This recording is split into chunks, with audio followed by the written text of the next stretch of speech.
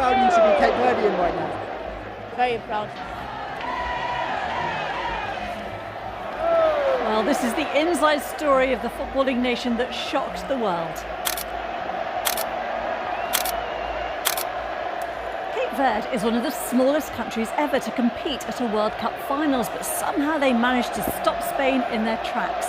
I'm going to tell you all you need to know about Cape Verde, how they did it and what it could mean for the country. But first, do you know where Cape Verde is?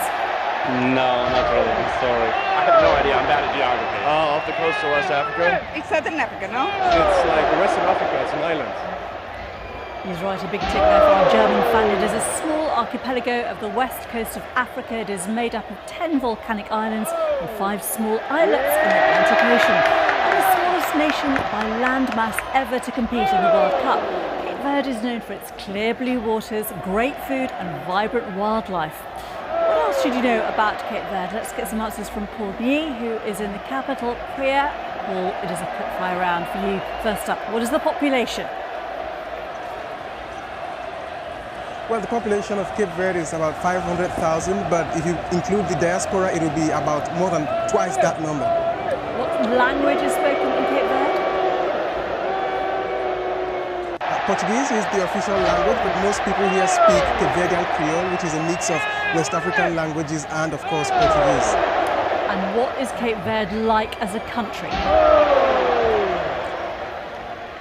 Well, Cape Verde, as you did express earlier on, is an archipelago of 10 islands. It's a very great place. It's mostly a touristic destination where about 1.2 million people visit every year.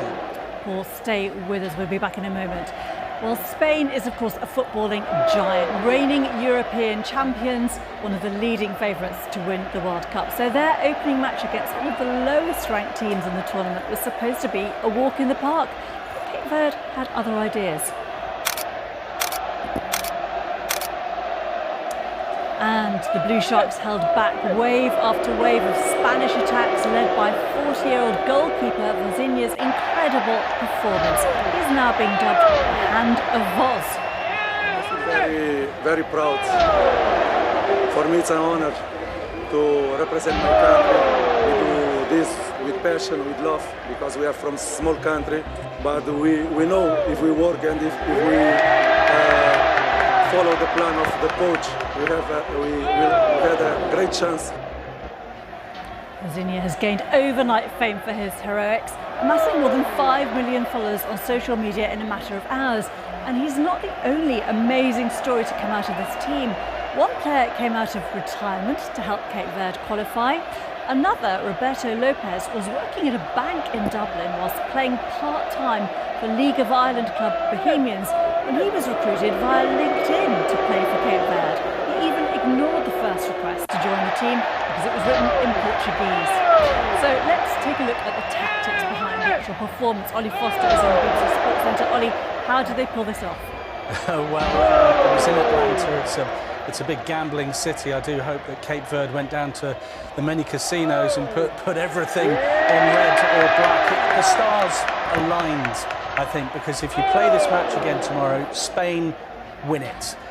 But they were pretty ineffective going forward, perhaps a little bit nervy, the Spanish, but they had 27 shots on Vozinha's goal, 7 of them on target. Vozinha was a man possessed. You've already touched on him at the age of 40. If you carried on with that interview, he basically said he was in tears afterwards. He was thinking about his grandparents who brought him up. So emotional, his story, and he was saying he was a bit sad that his mum can't be there.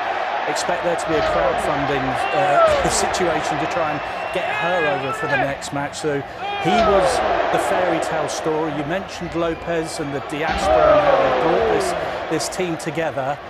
They got very, very lucky. They might have won it towards the end on the break, but they offered so little going forward, but they set themselves up brilliantly.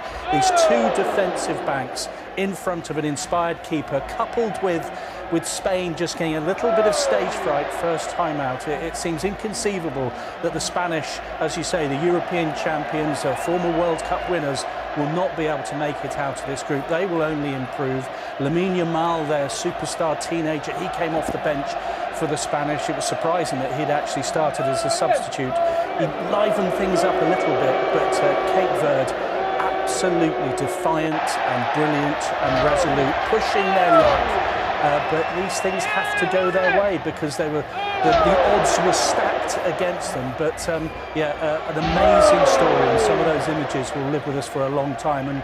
And this expanded World Cup, these are the stories we were hoping for. Those people who say, do the likes of Cape Verde really deserve to get there? They finished top of their qualifying group, so certainly they got there by right. But these are the stories we want, and it justifies FIFA's expansion of this World Cup to 48 teams, because Cape Verde, well, they took the spotlight and they've made some of the headlines for the next day or so. Absolutely, well done to them. Ollie, thanks so much.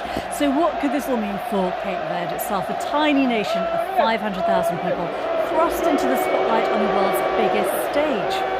Paul, what do you think? People around the world are now searching for Cape Verde. What could this moment mean for tourism in the country?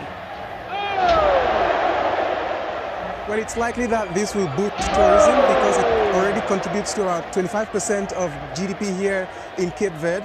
And it's likely to attract international attention as well. But beyond tourism, many here believe that the Cape Verde national team could leverage its participation as well by also promoting or pushing for the development of local football back home. Football here is very weak and mostly amateurish, and people believe that with the strength, with the attention and the allure that the team is garnering so far, it could translate into more prosperous outcomes for football back in Cape Verde. Well, thank you very much. That is all you need to know about Cape Verde, the nation that took on Spain and shocked the world.